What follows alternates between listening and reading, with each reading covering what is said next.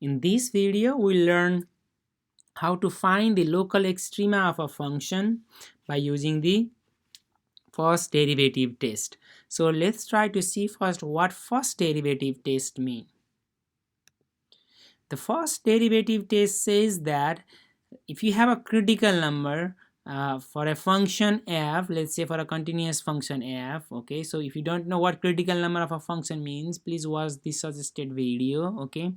But if c is a critical number of a function, right, and for a continuous function f, then if let's say f prime changes, that means the derivative changes its sign from positive to negative at that critical number, then the function has a local maximum at that number. So you just need to see at the critical number, right, so on the left and right side of the critical number how the sign it changes, how the sign of the derivative changes, right. If f prime changes its sign from positive to negative at the critical number, then f has a local maximum at c.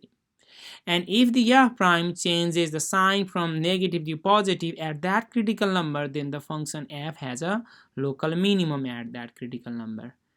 Okay, so this is very important. It's not saying the other way around. It is not saying for some way if you figure out the local max or mean and then okay, at that number, it doesn't mean that the sign always has to be changed in that way, but it's just trying to say this fact, which is if f prime changes the sign from positive to negative at the critical number, then f has a local maximum. If f prime changes the sign from negative to positive at the critical number, then f has a local minimum at c. What will happen if the sign doesn't change?